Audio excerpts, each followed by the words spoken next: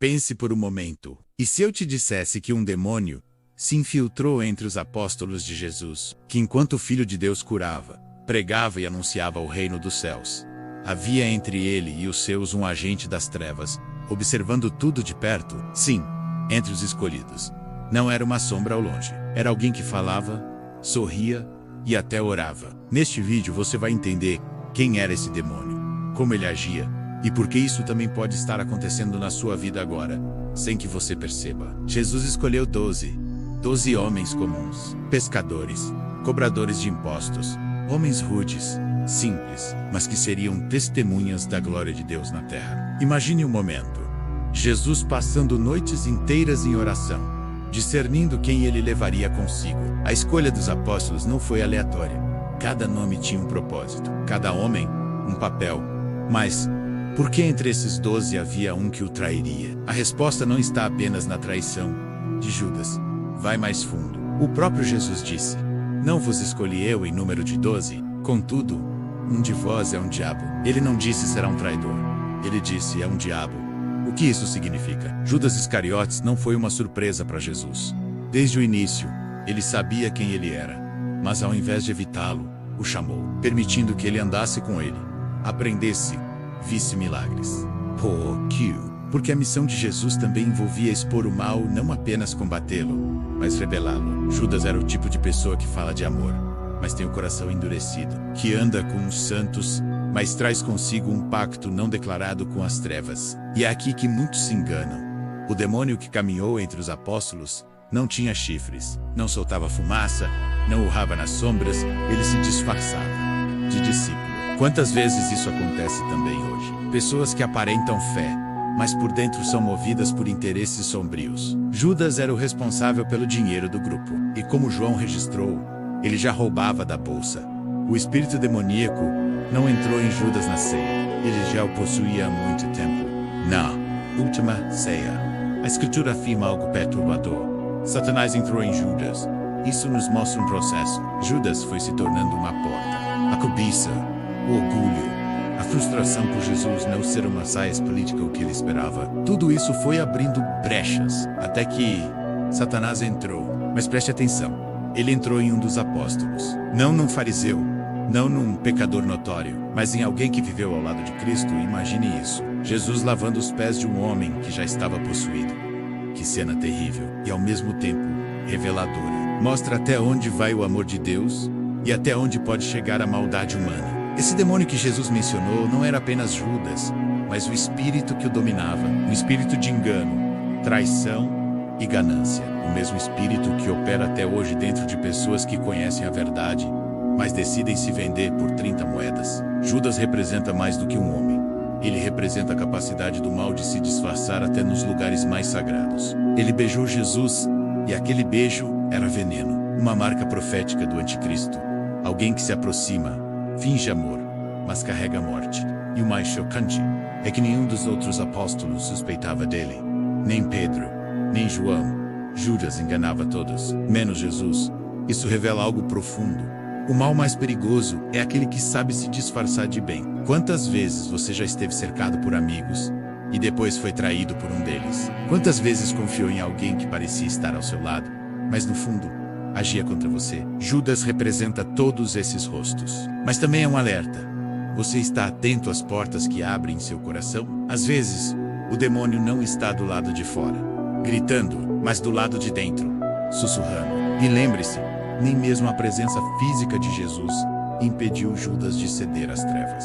Porque o mal, quando encontra espaço dentro do coração, se infiltra mesmo diante da glória. Mas ainda não acabou. Na próxima parte, você vai descobrir como o espírito que dominou Judas ainda atua nos dias de hoje. Disfarçado, sorrindo, pregando. E, mais importante, como discernir e se proteger desse espírito demoníaco que se camufla entre os justos. Se isso já mexeu com você, espere até ouvir o que vem a seguir. O pior ainda está por vir. Você achou que tudo acabou quando Judas se enforcou? Pense de novo, a figura de Judas não foi encerrada na forca. O espírito que o dominava continuou, e continua ativo até hoje talvez, mais do que nunca. O mesmo espírito que se disfarça de fé, que aparenta piedade, mas por dentro está podre. Ele entra em igrejas, ele canta louvores, ele carrega bíblias, ele se apresenta como conselheiro, pastor, apóstolo, amigo. Ele anda ao nosso lado menos como andou com Jesus. E muitas vezes só é desmascarado quando a destruição já está feita, porque o espírito de Judas é o espírito do engano travestido de verdade. Como reconhecê-lo? Olhe os frutos. A Bíblia não manda julgar pelas aparências, mas pelos frutos. O espírito de Judas manipula, mas nunca se responsabiliza. Está sempre perto dos grandes, mas distante dos pequenos. Fala do amor, mas está pronto para atrair por conveniência. Busca posição, mas nunca transformação. Judas caminhava com Jesus, mas nunca o seguiu de verdade no coração. Ele seguia os milagres, a possibilidade de glória, talvez até o poder, mas não a cruz. E é isso que esse espírito odeia, a cruz. Ele quer coroa sem renúncia, quer ministério sem santidade, quer pregar sem obedecer. Esse é o espírito que destrói líderes, que contamina igrejas, que divide famílias e que aos poucos pode se instalar também em você. Essa talvez seja a parte mais difícil de ouvir, porque todos nós temos algo de Judas dentro de nós. Todos nós já sentimos inveja, cobiça, orgulho. Todos já fizemos algo contra quem nos amava. A diferença é o que fazemos com isso. Judas escondeu, alimentou, flertou com as trevas em silêncio. Ele não buscou ajuda, não confessou. Ele deixou o espírito crescer menos até que Satanás teve acesso completo.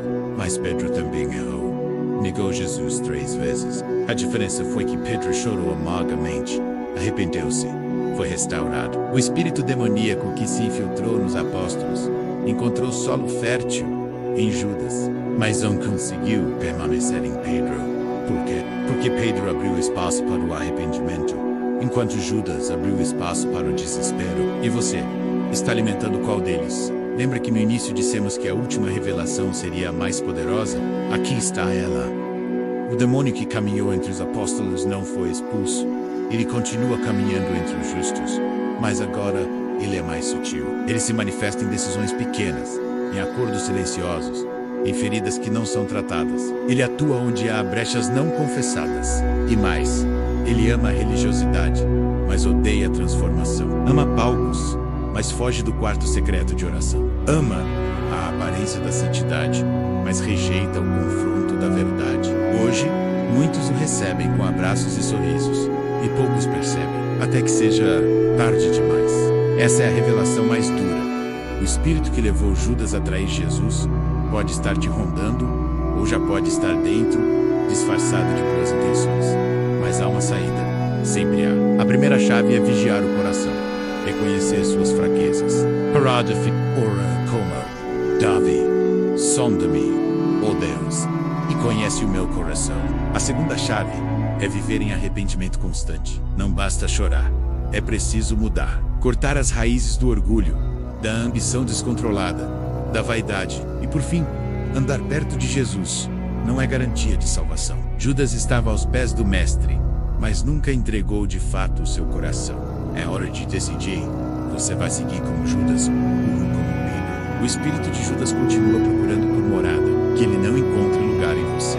Que suas palavras decisivas, seus relacionamentos revelem um coração quebrantado, firme, livre das sombras. Compartilhe este vídeo com alguém que precisa acordar, porque nem todo irmão está de fato com Cristo. E o maior engano do inimigo é fazer parecer que está tudo bem, quando não está.